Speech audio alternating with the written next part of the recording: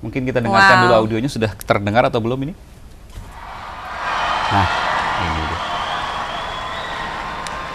Luar biasa. Terima kasih, thank you so much. Thank you everybody. Selamat pagi. Nice. It is wonderful to be here at the University of Indonesia, to the faculty and the staff and the students, and to Dr. Gumilar Rusliwa Somantri, thank you so much for your hospitality. Assalamualaikum dan salam sejahtera. Thank you for this wonderful welcome. Thank you to the people of Jakarta and thank you to the people of Indonesia. Pulang kampung nih.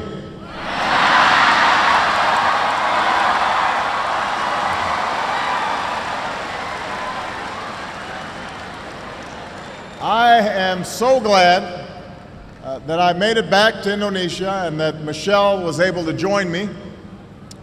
We had a couple of false starts this year, but I was determined to visit a country that's meant so much to me.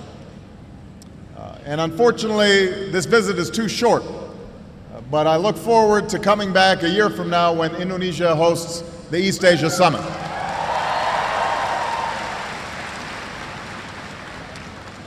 Before I go any further, I want to say that our thoughts and prayers are with all of those Indonesians who are affected by the recent tsunami and the volcanic eruptions, particularly those who've lost loved ones and those who've been displaced. And I want you all to know that, as always, the United States stands with Indonesia in responding to natural disasters, and we are pleased to be able to help as needed. As neighbors help neighbors and families take in the displaced, I know that the strength and the resilience of the Indonesian people will pull you through once more. Let me begin with a simple statement. Indonesia bagian dari diri saya.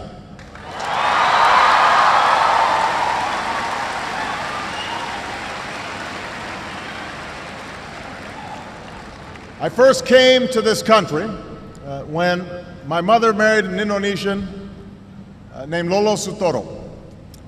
And as a young boy, I was coming to a different world. But the people of Indonesia quickly made me feel at home. Jakarta looked very different in those days. The city was filled with buildings that were no more than a few stories tall. This back in 1967, 68, most of you weren't born yet. The Hotel Indonesia was one of the few high-rises, and there was just one big department store called Sarina. That was it.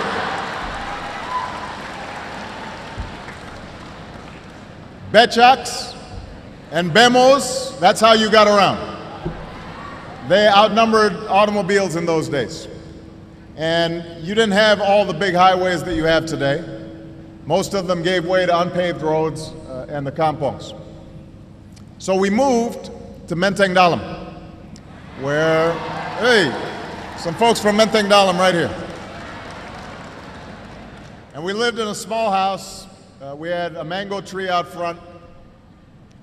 And I learned to love Indonesia while flying kites and running along the paddy fields and catching dragonflies, buying Sate and Bakso from the street vendors. I still remember the call of the vendors. Sate. Yeah. I remember that. Bakso. Enak, yeah?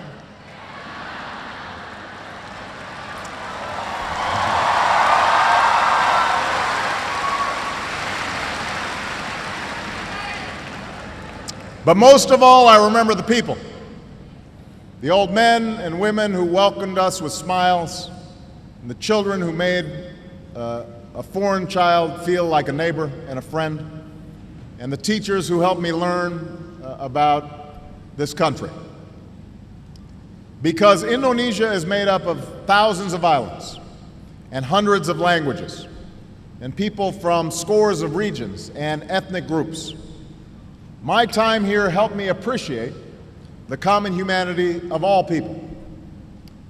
And while my stepfather, like most Indonesians, was raised a Muslim, he firmly believed that all religions were worthy of respect. And in this way,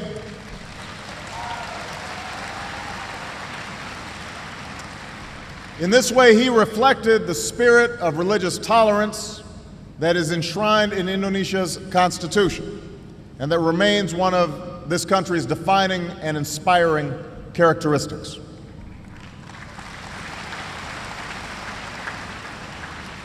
Now, I stayed here for 4 years, a time that helped shape my childhood, a time that saw the birth of my wonderful sister, Maya, a time that made such an impression on my mother that she kept returning to Indonesia over the next 20 years to live and to work and to travel and to pursue her passion of promoting opportunity in Indonesia's villages, especially opportunity for women and for girls. And I was so honored. When President Yudhoyono last night at the state dinner presented an award on behalf of my mother, recognizing the work that she did. And she would have been so proud because my mother held Indonesia and its people very close to her heart for her entire life.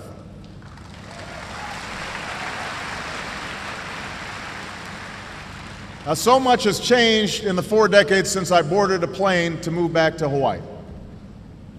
If you asked me or any of my schoolmates who knew me back then, I don't think any of us could have anticipated that one day I would come back to Jakarta as the President of the United States.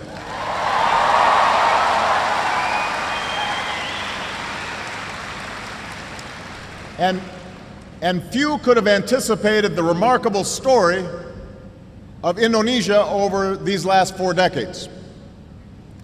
The Jakarta that I once knew has grown into a teeming city of nearly 10 million, with skyscrapers that dwarf the Hotel Indonesia, and thriving centers of culture and of commerce. While my Indonesian friends and I used to run in fields with water buffalo and goats, a new generation of Indonesians is among the most wired in the world, connected through cell phones and social networks. And while Indonesia, as a young nation, focused inward, a growing Indonesia now plays a key role in the Asia-Pacific and in the global economy.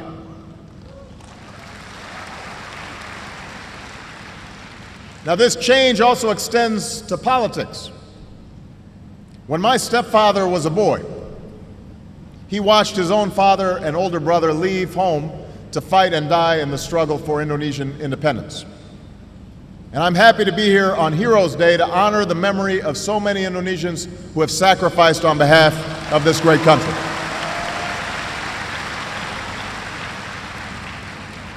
When I moved to Jakarta, it was 1967, and it was a time that had followed great suffering and conflict in parts of this country.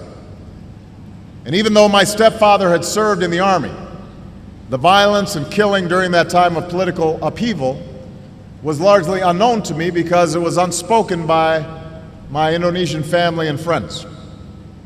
In my household, like so many others across Indonesia, the memories of that time were an invisible presence. Indonesians had their independence, but oftentimes they were afraid to speak their minds about issues. In the years since then, Indonesia has charted its own course through an extraordinary democratic transformation, from the rule of an iron fist to the rule of the people. In recent years, the world has watched with hope and admiration as Indonesians embraced the peaceful transfer of power and the direct election of leaders. And just as your democracy is symbolized by your elected president and legislature, your democracy is sustained and fortified by its checks and balances. A dynamic civil society, political parties and unions, a vibrant media, and engaged citizens who have ensured that in Indonesia there will be no turning back from democracy. But even as this land of my youth has changed in so many ways, those things that I learned to love about Indonesia, that spirit of tolerance that's written into your Constitution, symbolized in mosques and churches and temples standing alongside each other, that spirit that's embodied in your people, that still lives on.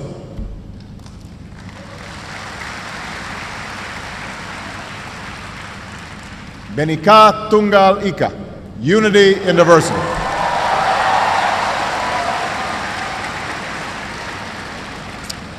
This is the foundation of Indonesia's example to the world. And this is why Indonesia will play such an important part in the 21st century. So today, I return to Indonesia as a friend, but also as a president who seeks a deep and enduring partnership between our two countries.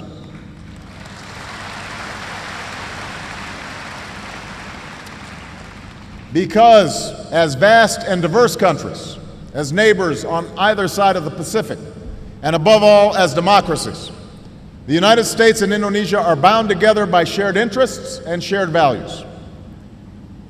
Yesterday, President Yudhoyono and I announced a new comprehensive partnership between the United States and Indonesia. We are increasing ties between our governments in many different areas. And just as importantly, we are increasing ties among our people. This is a partnership of equals, grounded in mutual interests and mutual respect. So with the rest of my time today, I'd like to talk about why the story I just told, the story of Indonesia since the days when I lived here, is so important to the United States and to the world. I will focus on three areas that are closely related and fundamental to human progress: development, democracy, and religious faith. First, the friendship between the United States and Indonesia can advance our mutual interest in development. When I moved to Indonesia, it would have been hard to imagine a future in which the prosperity of families in Chicago and Jakarta would be connected. But our economies are now global, and Indonesians have experienced both the promise and the perils of globalization, from the shock of the Asian financial crisis in the 90s to the millions lifted out of poverty because of increased trade and commerce. And what that means, and what we learned in the recent economic crisis, is that we have a stake in each other's success. America has a stake in Indonesia growing and developing, with prosperity that is broadly shared among the Indonesian people. Because a rising middle class here in Indonesia means new markets for our goods, for goods coming from Indonesia. So we are investing more in Indonesia, and our exports have grown by nearly 50%. And we are opening doors for Americans and Indonesians to do business with one another. America has a stake in an Indonesia that plays its rightful role in shaping the global economy. Gone are the days when 7 or 8 countries would come together to determine the direction of global markets. That's why the G20 is now the center of international economic cooperation, so that emerging economies like Indonesia have a greater voice and also bear greater responsibility for guiding the global economy. And through its leadership of the G20's anti-corruption group, Indonesia should lead on the world stage and by example in embracing transparency and accountability.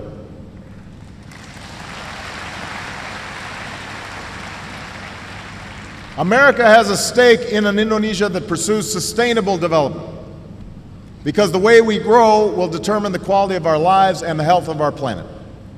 And that's why we're developing clean energy technologies that can power industry and preserve Indonesia's precious natural resources. And America welcomes your country's strong leadership in the global effort to combat climate change. Above all, America has a stake in the success of the Indonesian people. underneath the headlines of the day, we must build bridges between our people because our future security and prosperity is shared. And that is exactly what we're doing by increasing collaboration among our scientists and researchers and by working together to foster entrepreneurship. And I'm especially pleased that we have committed to double the number of American and Indonesian students studying in our respective countries.